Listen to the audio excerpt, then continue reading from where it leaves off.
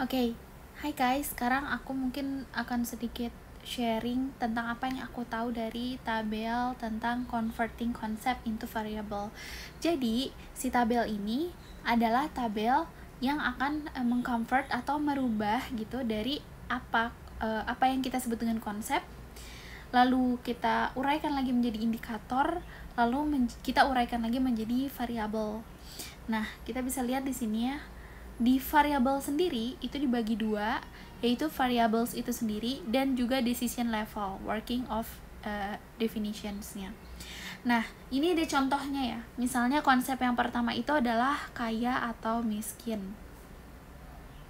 Lalu kaya atau miskin ini indikatornya apa sih? Nah, kita ambil indikator dari kita bisa bilang orang itu kaya atau miskin itu yang pertama adalah dari income atau dari gaji. Dan yang kedua adalah value of all asset, harga dari semua aset. Misalnya dia punya rumah, dia punya mobil, itu kan ada harganya gitu ya. Nah, itulah yang akan jadi indikator yang kita masukkan ke dalam penelitian ini. Nah, sekarang setelah kita udah tahu konsep dan indikatornya, kita akan pikirkan variabelnya.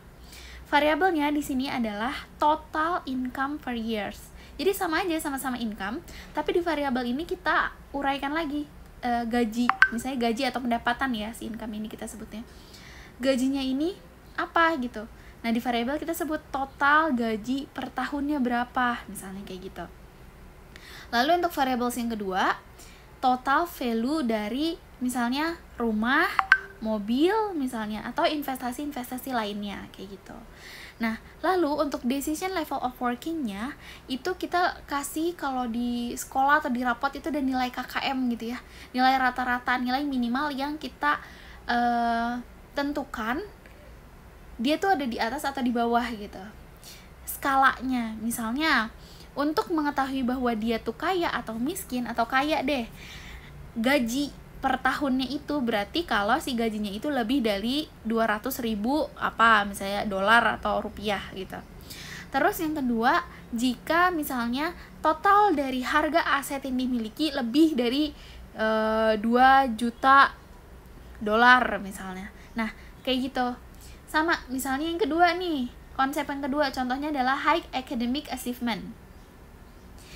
Indikatornya adalah apa? Performance in examination, performa dia dalam practical work, mengerjakan tugas misalnya ya, tutorial presentasinya dia, terus overall dari performance, dari keseluruhan performanya dia di keseluruhan. Ini untuk konsepnya misalnya high academic achievement itu misalnya kepintaran di sekolah misalnya kayak gitu. Nah, variablesnya apa? Marks in examination. Jadi nilainya apa sih gitu kan. Nah, dengan decision level atau nilai KKM yang kita tentukan, standarisasinya adalah jika lebih dari 85% kayak gitu. Itu untuk semua sub variabel. Sama terus misalnya yang di bawah effectiveness of a health program, keefektifan untuk program kesehatan misalnya. Indikatornya adalah perubahan di utilisasi patterns of services. Terus apalagi ya, illness episode, apalagi child mortality rates, nutritional status of children misalnya tinggi, berat, dan lain-lain. Jadi di indikator ke variables itu bakal diperdalam lagi, dibuat lebih spesifik. Misalnya kalau di variables ini mungkin arahnya jadinya akan lebih ke angka gitu. Nah, di decision levelnya dikasih tahu berapa sih angka minimal, rata-rata, dan ambang batas garis kemiskinan gitu ya, kayak rata-rata skalanya yang kita tentukan. Oke, sekarang kita akan membicarakan tentang tipe-tipe variabel. Tipe-tipe variabel itu secara classification base itu terdapat 3, yaitu secara causal model, studi design, dan unit of measurement. Dan mereka ini bisa diklasifikasikan lagi ke bawahnya. Nah, sekarang kita lihat yang causal model. Ini dibagi menjadi 4, yaitu independent variables, intervening variables, extraneous variable, dan juga dependent variables. Independent variables atau variabel independen ini adalah penyebab yang dianggap bertanggung jawab menyebabkan perubahan dalam suatu fenomena atau situasi. Penyebabnya itu apa? Misalnya penyebabnya itu adalah merokok gitu ya. Itu adalah berarti si merokok ini adalah variabel independen. Sedangkan variabel terikat atau dependent variable adalah hasil atau perubahan yang disebabkan oleh diperkenalkannya variabel bebas. Ini macam-macam ya, misalnya hasil dari perubahan dari sebuah penelitian bla bla bla bla bla bla bla, itu hasilnya adalah kanker, jadi merokok kanker gitu ya.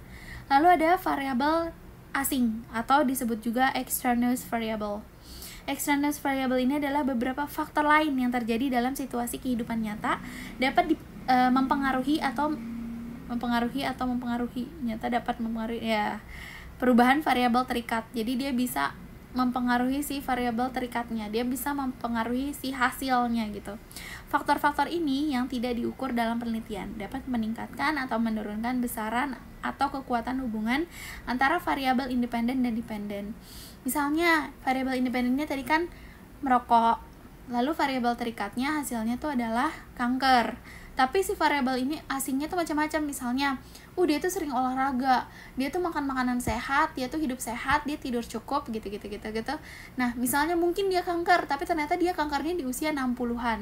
Nah, sedangkan orang B misalnya yang tadi orang A. Si orang B ini dia juga merokok, dia juga kanker, tapi dia si variabel asingnya ini biasanya dia misalnya pola hidupnya jelek. Dia suka melakukan kegiatan-kegiatan lain di malam hari gitu ya, sampai begadang, yang merusak situasi dan tubuhnya gitu, misalnya secara mental, secara fisik gitu. Dan akhirnya dia terkena kanker di usia misalnya 30-an seperti itu. Lalu ada variabel intervening, kadang-kadang disebut sebagai variabel perancu, menghubungkan variabel independen dan dependen. Dalam situasi tertentu, hubungan antara variabel bebas dan variabel terikat tidak dapat terbentuk tanpa campur tangan variabel lain. Variabel penyebab atau independen akan mempunyai pengaruh yang diasumsikan hanya jika ada variabel intervening. Variabel intervening ini contohnya agak sulit, tapi pokoknya dia itu adalah variabel yang membuat hubungannya itu menjadi sedikit rancu, tapi variabel penyebab atau independen akan punya pengaruh yang ada asumsinya kalau ada si variabel ini. Nah, ini adalah contoh lagi ya dari si perbedaan si variabel-variabel yang tadi. Misalnya yang pertama nih, ada affect the relationship. Jadi independent variable itu kan yang penyebabnya adalah merokok. Lalu dependent variable-nya adalah kanker. Nah, terus ada variabel tambahannya itu adalah apa? Misalnya the age of the person, usianya memang udah tua. Terus misalnya the extent of his atau her smokingnya gimana, durasi dari si merokoknya seperti apa, extent of daily exercise-nya seperti apa, dia suka olahraga atau enggak, kayak gitu. Terus ini adalah contoh lainnya di masalah pernikahan. Misalnya independent variable-nya adalah counseling service counseling, itu penyebabnya. Hasilnya adalah permasalahan pada pernikahan misalnya. Nah, variabel tambahannya apa sih? Misalnya improvement in the couple's economic situation, peningkatan pada gaji atau pemasukan keduanya. Terus misalnya the birth of a child, kelahiran seorang anak. Terus misalnya tekanan dari teman-teman dan juga relatif tuh teman kerja gitu. Self realization, another person in their relationship, mungkin ada orang ketiga kah, atau ada gangguan dari mertua, dari tetangga kah. Terus extend communication between the couple, gimana sih komunikasi antara keduanya. Terus couple's motivation to improve the situation, apa sih motivasinya, mungkin keduanya punya motivasi supaya menjadi lebih baik. Atau kompetensi dari si konselernya sendiri, apakah si konselor itu memang punya sertifikasi gitu bahwa dia tuh bisa menjadi seorang konselor yang baik untuk sebuah permasalahan dalam pernikahan. Nah, yang ini adalah contoh yang ada intervening variables-nya ya. Emang sih intervening variable ini agak sedikit sulit contohnya. Independent variable-nya adalah mortality. Terus dependent variable-nya adalah fertilitas. Berarti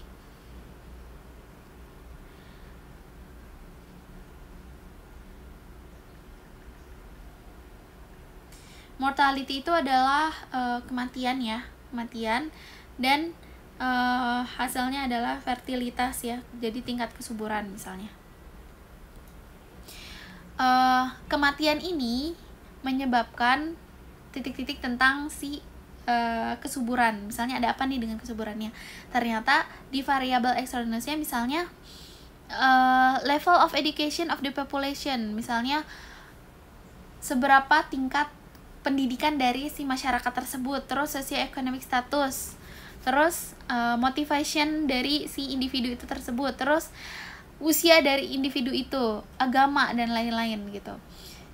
Nah, intervening variables-nya the extent of the use of contraceptive. Jadi ternyata variabel tambahan dari kenapa bisa terjadi kematian misalnya, itu penyebab kematiannya adalah tingginya penggunaan dari alat kontrasepsi atau alat untuk ini ya, mencegah kehamilan.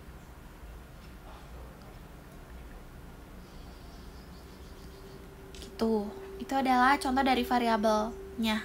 Meskipun sebenarnya di sini kita nggak benar-benar dikasih tahu ya hasil hipotesisnya apa, misalnya apakah jika mortalitas tinggi karena apa gitu kan.